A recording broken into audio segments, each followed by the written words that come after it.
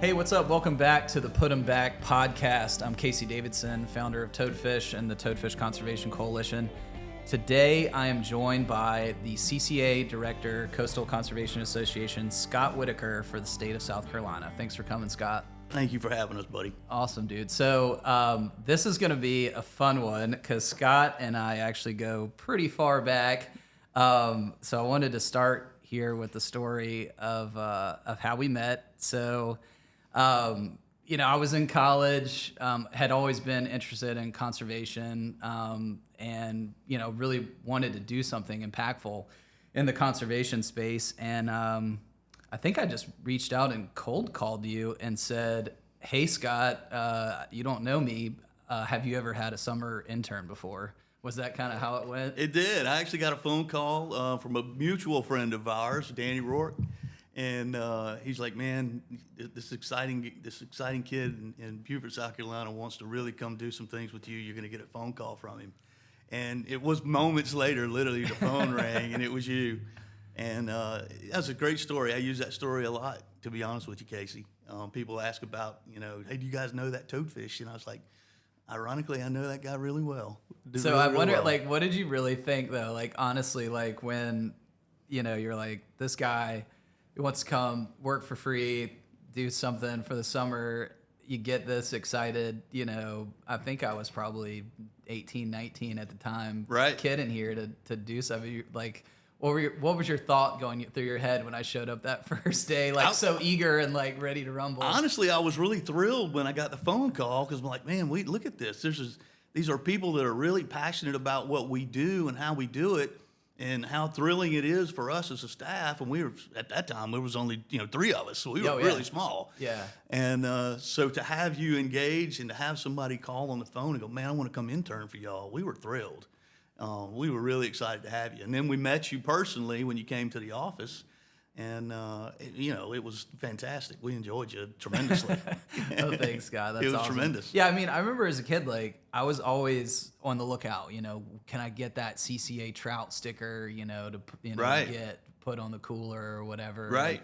I think the impact that you're having is probably a lot deeper than you like to think it is, especially, with the work you're doing here in South Carolina and what you've been able to build here. Well, I appreciate it. I've been at this now for 26 years. Oh my gosh, you are an old fart, Scott. Yeah, I am 26 years. Wow, Yeah. that's amazing. I didn't realize it was that long. Longest serving active director in the organization right now. We've got, we have a tremendous, and I'm going to divert just a little bit since we're talking about time, but we have a tremendous staff and tremendous volunteer leadership within the entire organization. We have a tremendous number of folks that have been here well over 2 decades.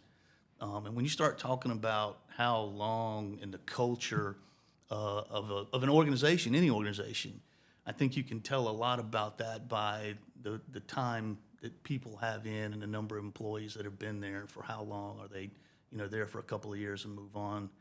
Or are they there really for a really long time? And CCA has really had a tremendous group of leadership, from volunteers to staff members for well over 2 decades. So what drove you to want to dedicate your whole, 26 years? You can't be that old, Scott. But basically your entire working career you've dedicated to conservation. What was the impetus for this? Yeah, so I grew up on the coast of South Carolina, Murrells Inlet. My grandparents ran Captain Dick's Marina for 20 years. So I was very fortunate to grow up in a time in South Carolina where you could go barefoot and shirtless everywhere as a kid, or ride bicycles or whatever. And it just kind of grew from there. It was a wonderful community to be a part of. I enjoyed everything about the coast. From the fishing to the surf to the sand to the marshes, all of that is a fantastic childhood. And I don't know, it just kind of stuck with me. We did some things early, when I was a kid in college, and you figure you have to go get into that corporate thing. And this opportunity came about, and I was a member of the ACCA is what it was at the time.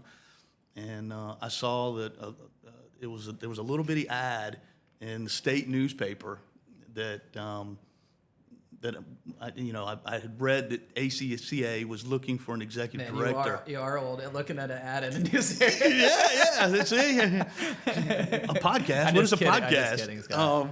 But it really, that's how it became. And I was like, man, I guarantee you that's the job that has been advertised for ACCA.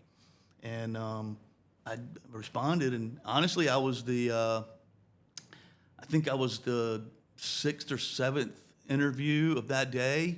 And the two gentlemen that interviewed me on the state board, because we're an all-run, a volunteer-run organization, and when we were done with the interview, they're like, "Hey, man, we need you to come back. We got 5 other dudes that are coming. We need to tell we've already hired somebody. So if you'll take the job, it's yours." Awesome. That's great. So I got offered the job during the interview, and I was thrilled. I mean, we just took off running from there, and it was, the first office that CCA South Carolina had was in the 3rd bedroom of my 1,100 square foot house, and so it's been a tremendous journey. Yeah, I mean, very and satisfying. The work that you've been able to do in 26 years, like I can't even imagine the breadth of work that you've done. But I want to start. I think something that was interesting to me, because just like, hey, I want to work for CCA. Like, I had no idea what that was. Right. I just knew, y'all were doing good stuff for the coast, for conservation, being stewards of the environment. But I didn't really know what that internship was going to be like. And it was honestly really divergent from what I thought it would be. Right. So I think, like, I want to start with some of the primary work you do is in the South Carolina State Legislature. Right. Which was really interesting. So in the state of South Carolina, we manage our fisheries through the state legislative body. Through the General Assembly. And so what I was doing, which was really cool, is I got to work with your lobbyist, Charles Farmer, I think was his name. Yep. And y'all were working on a marine finfish bill. I think this was like, what, 2007? 2006, 2007. 2006, 2007, something like that. And it was really cool because there was a bunch of species of fish in the state of South Carolina that didn't have regulations at that time. There Right. was no regulations on, what was it, black drum, weak fish. Yep. Spot croaker, all that kind of spot stuff. croaker, stuff like that. So, you had the situation where, there's going to be bad actors, and people not being stewards and taking more than they should. And so it was important to get, a size and catch limit put on those species. But the process to actually do that was mind-blowing Right. to me. Right, right. So, I remember going into some of these. So, walk us through. So, you guys come up with this bill, essentially. Sure. CCA. It's like, hey, here's an issue. We don't have regulations on these fish. How do you take that idea from a piece of paper on your desk to a law that gets put in the state of South Carolina? And I Great know question. it's a long process, but hit the high notes. Yeah, it's a great question, and a lot of people don't understand the process in the state of South Carolina. And fisheries management is really an interesting process, to be honest with you. So in the state of South Carolina, as you alluded to, we manage all of our fin, feather, and fish deals. It's all done through the General Assembly, 172 individuals. So these are the folks that you vote for out there, if you're listening. That's correct. These folks are the folks that are making decisions on the health of our natural resources. That's correct. So the DNR in our state is an advisory agency. They have very limited ability to implement and propagate rules and regulations. Things like opening the shrimp season or something like that. But it's as far as changing rules and regs and size limits and bag limits on turkeys or deer, they can't do that. They don't have the authority to do that. It's all done through the General Assembly. And so at that point in time, the piece of legislation you're referring to was a novel idea because we had always done things in the history of the state, one species at a time. Let's do red drum. Let's do flounder. Let's do spotted sea trout or something like that. And at that point, we were really getting a really good government relations team together and being able to really kind of see the forest through the trees, so to speak. And we started paying attention to some things that felt like we were not not seeing getting the attention that needed to be done. So we did. We came up with a comprehensive finfish bill, and I think it was about 7 different species, and we talked about it internally. Obviously, everything we do from a General Assembly standpoint, we work hand in hand with the Department of Natural Resources. We have a very talented group of people. They're very passionate about what they do. And so having a partnership with a group like that and with CCA and DNR, it's very helpful in those situations. We can both go in there. So you drafted We you it. drafted the bill, the language. Make That's it easy correct. for them. Yeah, You wrote the email. Yeah, and that's then right. You just need them to press send. Yeah, But it's exactly. not that easy, right? it's not. So you take the bill, and where do you go with it? Yeah. So first thing we do is we'll go try. We'll introduce that to a particular legislator on a particular committee. Usually, you start with the committee chairman, or you'll start with a legislator that may have an interest, in that particular topic. So that's how we started. We went to a legislator in both the House and the Senate, took it to committee chair, vetted it with the department. Which was really kind of cool because they were on board with this, and we had to tweak it from here, a little bit here and there. That's true. So that was the part that I thought was super interesting. So, because it seems like logically, you've got this fishery, you have all this data from the Department of Natural Resources that says, hey, cobia are being overharvested Right. in the Broad River, for instance, Right. which is something that's close to me. I grew up in Beaufort, Sure. 12, 14 generations, whatever, grew up catching cobia with my dad, and, that fishery is being depleted. Yep. Okay, here's an issue. But then to get it actually a law around that should be easy, right? Hey, it's being overfished. Let's change the rules. Right. But you take this what we did then, you take in this hey, there's a problem. We don't have regulations on black drum, weak fish, blah, blah, blah. And then you take it to these guys and they're like, it's really on the whims of a few individuals to say, okay, yeah, I'm on board with this or not. Yeah. Doesn't really depend on the science. It just Not always. Not always, but they can just choose to not let that bill even go through committee and get on the House floor. And sometimes that has happened. Sometimes you have to become astute in the political process. And that's where that give and take was interesting. Right. So I was this is, I'm dating myself as well, but yeah, this is 2007, 2006. I was 19 years old, something like that, 20 years old. And I'm sitting in the background and Charles, the lobbyist there, and we're talking to this guy, and he's like, well, this looks good. I like this bill. This makes sense, but my constituents want to harvest 10 flounder now Right. instead of 5. Right. And so I'll be on board with this if we can add that in. Or, hey, up here, we want to come down to the coast and we want to keep, 4 red drum instead of 2 or whatever.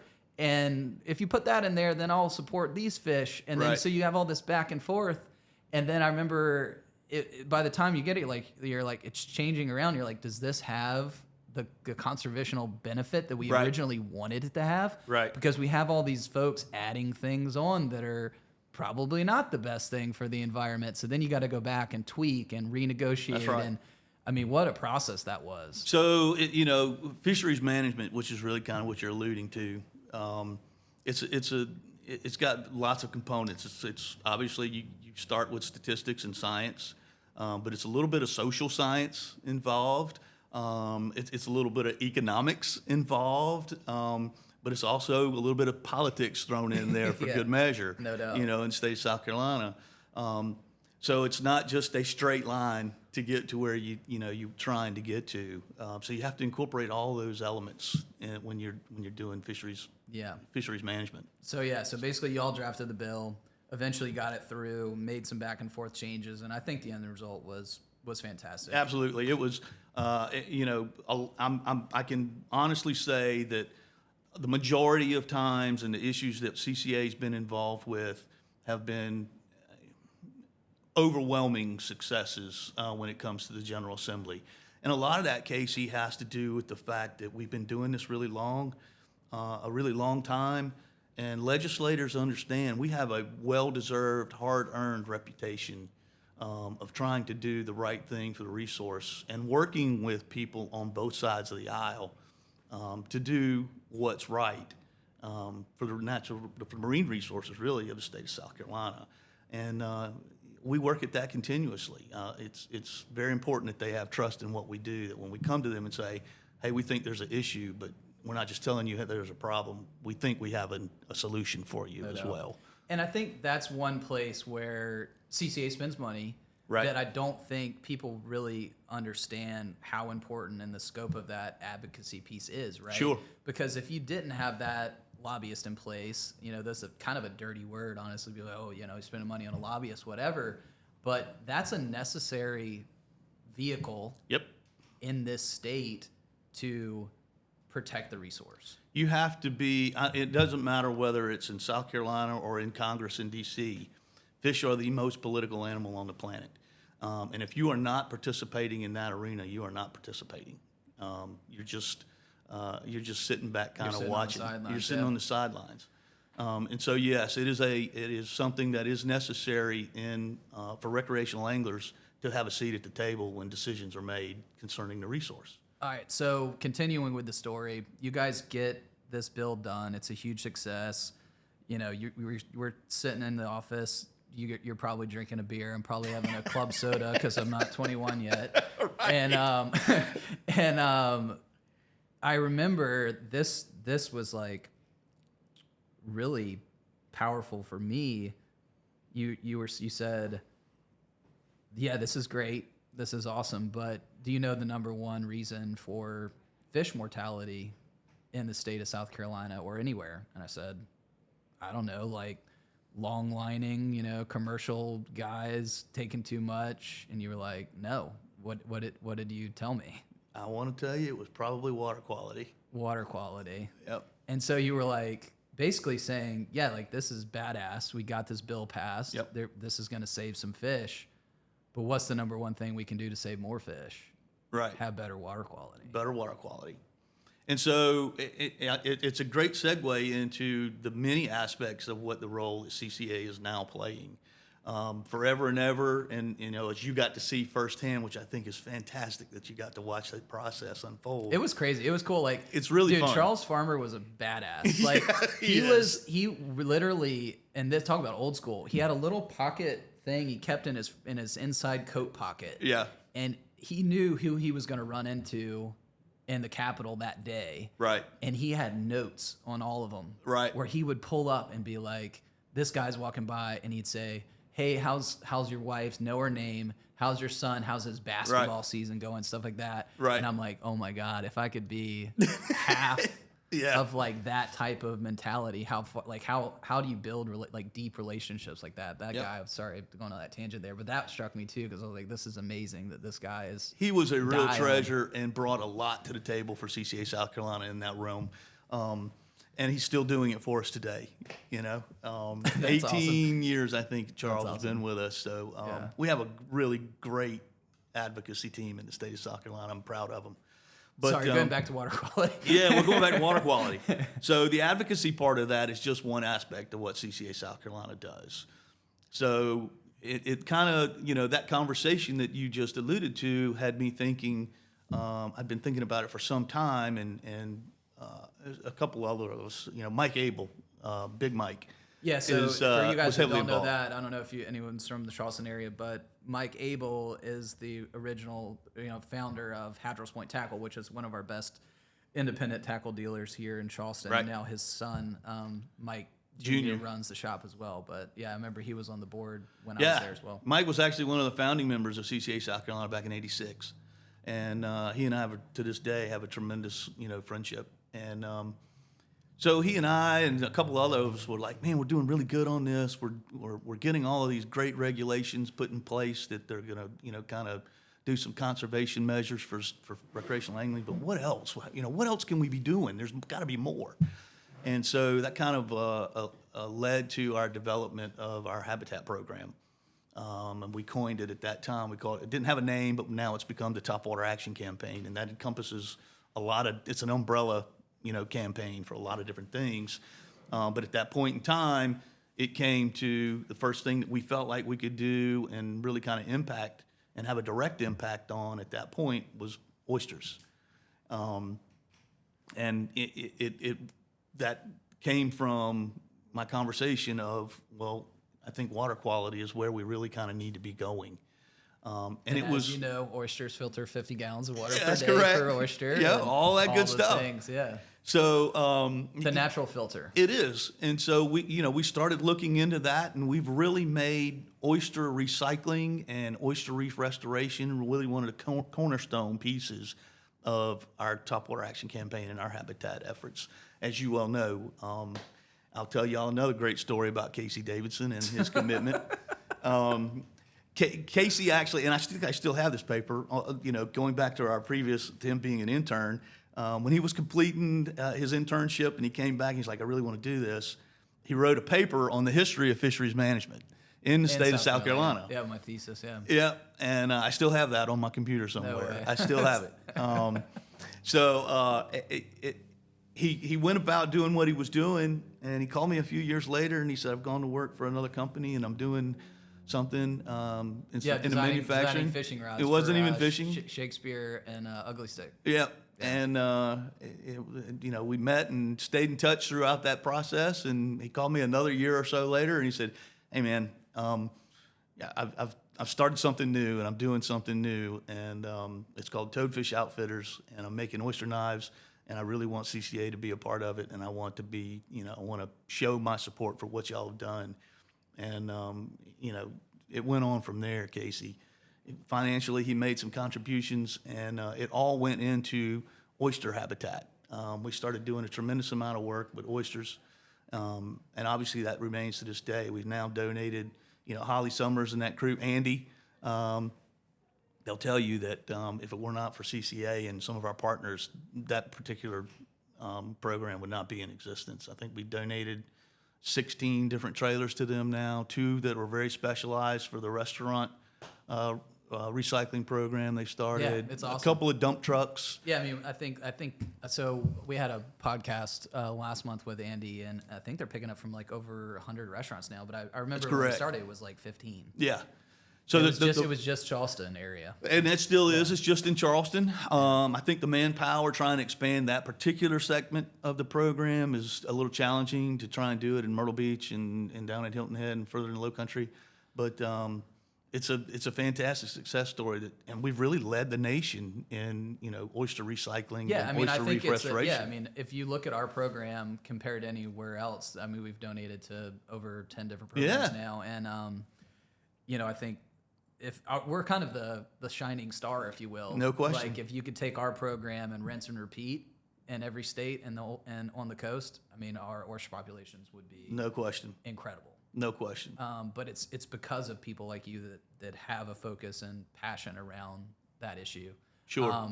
So with the habitat piece, so you're joining CCA, you're paying your membership fee, you're supporting on the banquets that y'all do. I mean, the other part of the job, but that is this kind of the hard part is the fundraising piece of it. Right. Right. I'm in the back closet sweating my ass off in the summer organizing, doing my internship stuff, getting all the, products ready, all the things ready for these banquets.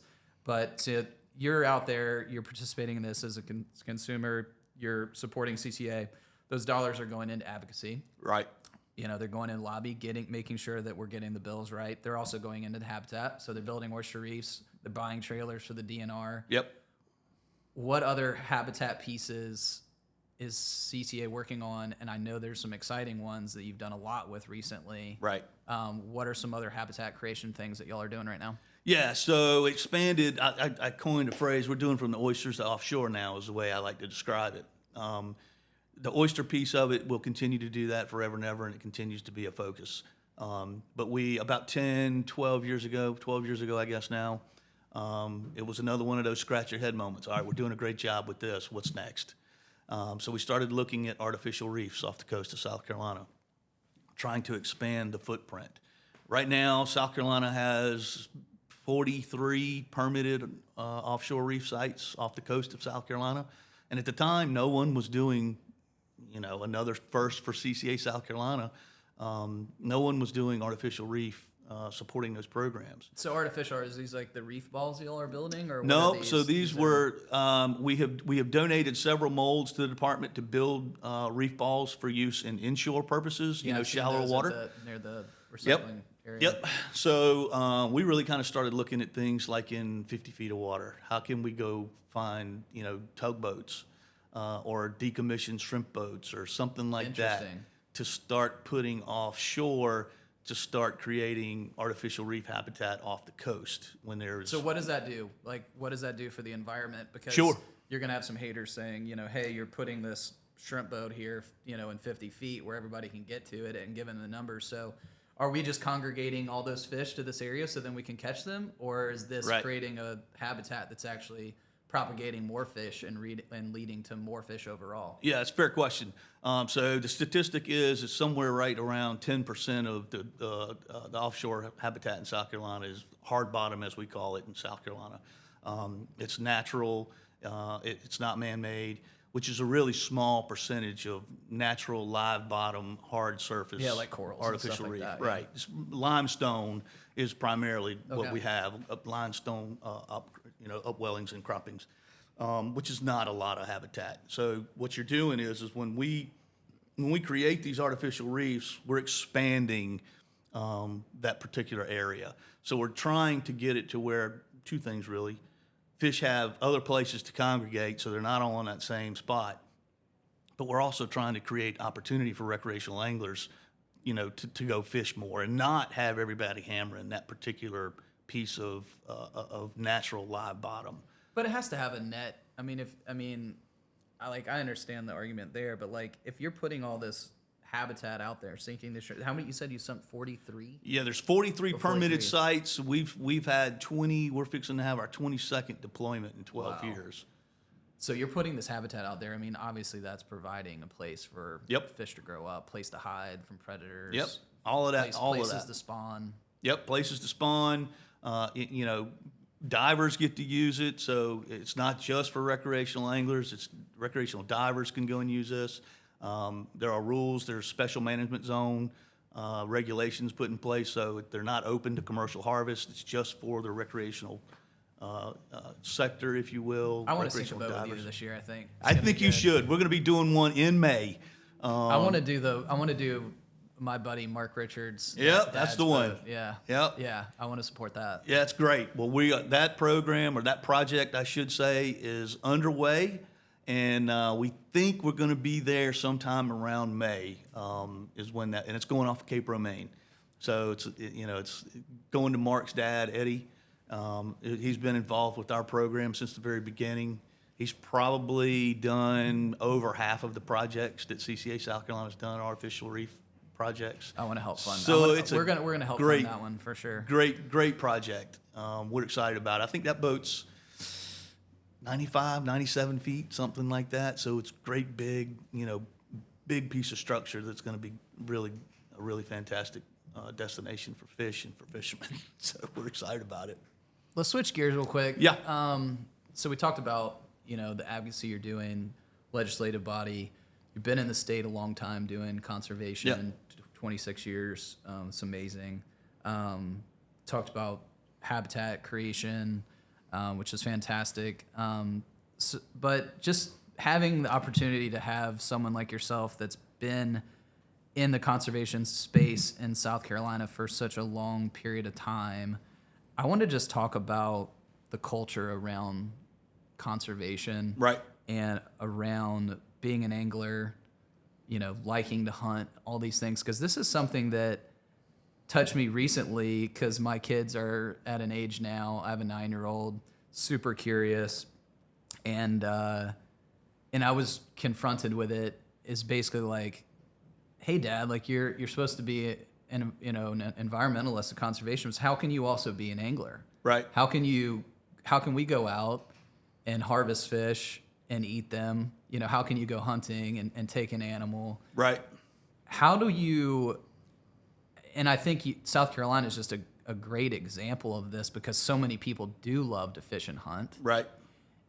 And honestly, that, in my opinion, is why we're so many leaps and bounds above everyone else, and having a state that cares about conservation, cares about having a land that is in a conservation easement. Yeah. Huge All of our program natural there. resources. How is it that anglers and people that hunt and fish can also be conservationists. Yeah. So that's a great question, and that leads to a lot of cultural discussion that's been taking place lately, and ongoing, honestly. So one of the unique things about the state of South Carolina that I'm really, proud about, and the advocacy, getting back to the advocacy side of things, many people may not know this, but South Carolina actually passed a constitutional amendment, 2009, 2010. Don't hold my feet to the fire, but it was around that time frame. That we actually introduced a piece of legislation that said, hey, we want this put into the state's constitution that we will always have the right to hunt and fish in the state of South Carolina. So it is now, and it passed. The people of South Carolina voted on that constitutional amendment. So it is now in the state's constitution that That's you will awesome. continually have a right to hunt and fish in the waters and the lands of South Carolina. And a lot of states kind of scratched their head and looked at us at the time when y'all were doing that, like, well, doesn't that just inherently come about? And now there are many states that are following suit and doing that type of constitutional amendment to their state constitutions to ensure that for hunters and anglers. And you're right, Casey. I've been around, I can speak to this. I'm 50, I'll be 57 this year. And speaking in terms of marine fisheries, management. I come from I can remember as a kid, and I'm really going to tell my age, when there were really no rules and regs. And I'm just going to pick on red drum just because that was the most popular species in the state of South Carolina. There were no rules and regs when I was a small kid. You had on a routine basis people catching, big bull red drum and killing those fish, and how many do you want, and we moved progressively from no rules and regs to maybe it was 15 fish, and then it went to 10 fish, and then it went to 5 fish. And that's all in one lifestyle, one generation and one life, cycle, mine. So I think you are continually seeing conservation evolve as each generation comes into the picture. So it's a cultural change. Yeah, but yeah, It's a cultural change. I think the way that I approached that with my daughter is I was like, if you care about, you're passionate about hunting and fishing, you want to have a great resource to go do it, right? Absolutely. So it's in your best interest to be a steward of that, right? That's correct. Not to take more than what you should, and make sure that it's sustainable so that there's fish and shrimp and crabs and deer for that's right. for the next generation to enjoy. And I think the fact that there is so much money and stuff spent on this passion hobbies, that's how the engagement there from the South Carolina community in hunting and fishing, I think, is directly related to the fact that we have fantastic conservation-minded legislation Absolutely.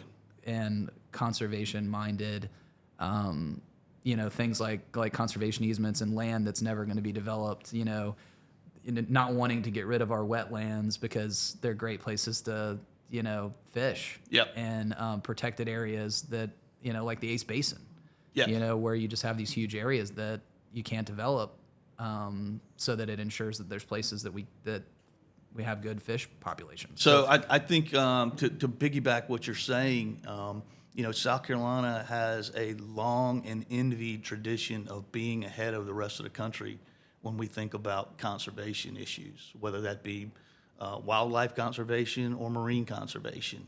I've gotten to travel all over the country, really, all over the world in certain instances. And I will tell you that the reputation that South Carolina has as a forward-thinking, conservation-minded culture, the culture in the state of South Carolina. I know, but it's so funny to hear that, because I honestly think when people think of South Carolina, they're like, man, these rednecks down there, they're completely backwards on a lot of things. But this one we actually got right. Yeah, we really are, to use your words earlier in the conversation, we're a shining star when it comes to conservation, forward thinking. Because we're so tied to the land. And that's it. Because the we culture of our love to property. hunt and fish, and those are our activities. We're out there, and we love that connection to nature that I think a lot of other places don't have, where your population of people actually have access and the ability Correct. to get out there and utilize those resources in the way that we do. And because of that, that's why we have amazing natural resources. Right. And that's the same thing. The big thing was the hunting piece, right? Like, Yep. so she's like, my daughter's like, how could you possibly kill an animal? Like, I don't want to be involved in this. This is terrible. And I'm like, Right. well, because the fact that these turkeys are in this area, because these deer are in this area, these people are putting this land in a place where it's not going to be a skyscraper. It's Right. not going to be a parking lot.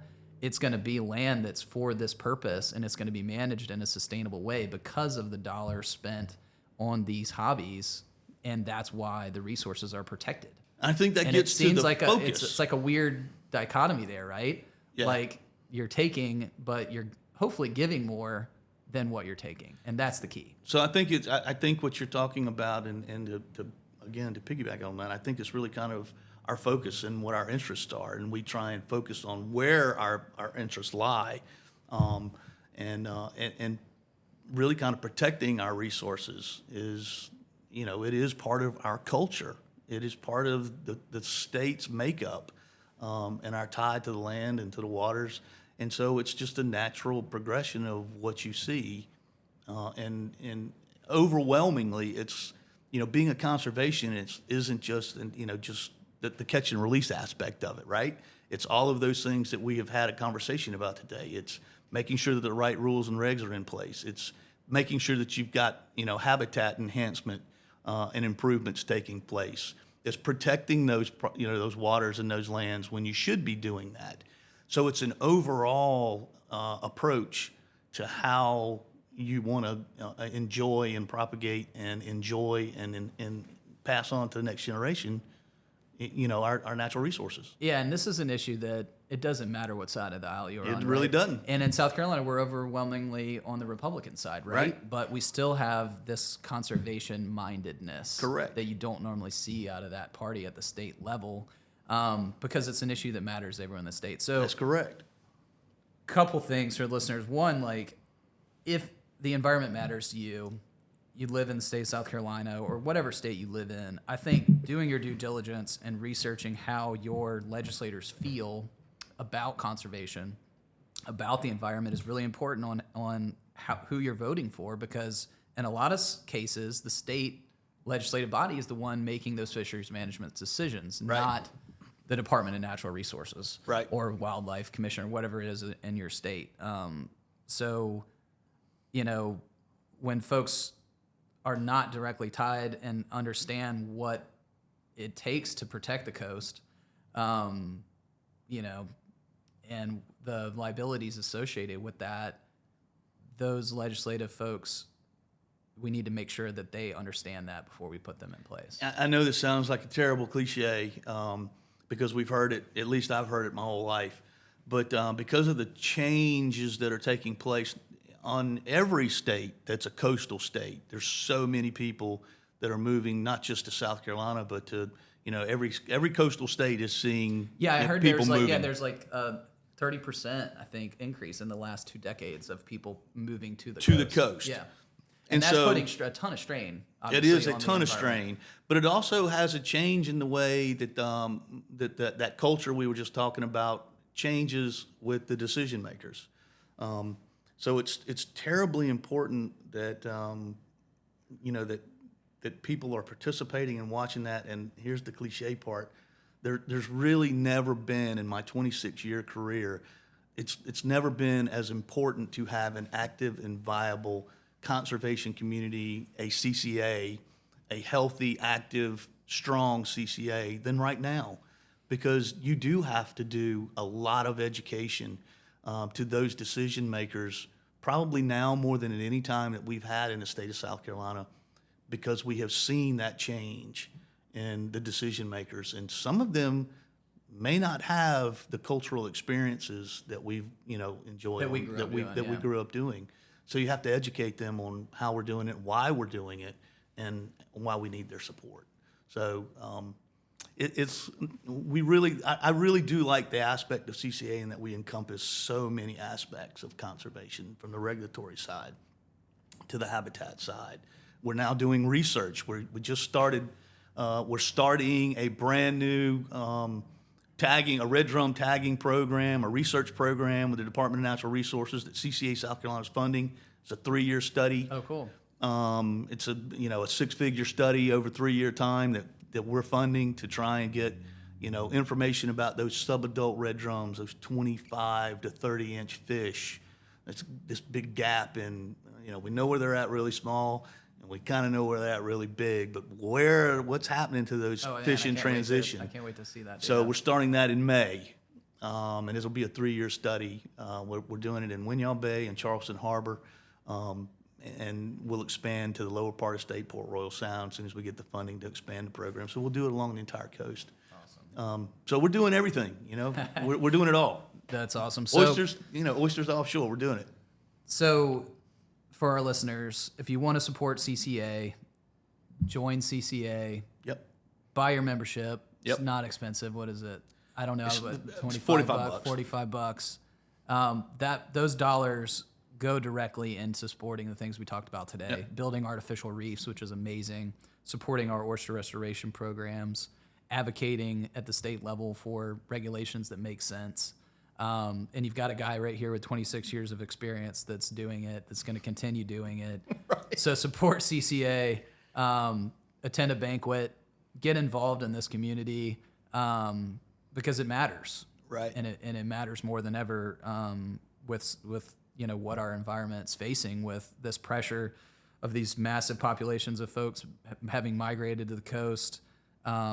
You've got seemingly every piece of land now developed where right. you've got your grass there growing, and we're filling it in, man. Throwing your pesticides on your grass and spraying for your mosquitoes and doing all the things we do and driving our cars, and it's all ending up in the ocean, and we need to clean it, and we got to make sure that we have those oysters there to filter it. We need to make sure that we're not taking more fish than we have, with more pressure being put on those fisheries, with more anglers on the water. And making sure everyone's educated and being stewards of that. And Scott has dedicated his life to doing that. And so just encourage you to support CCA, and appreciate you coming out for this podcast, Scott. Appreciate it. Thank you for having us, Casey. Anything we can do to help.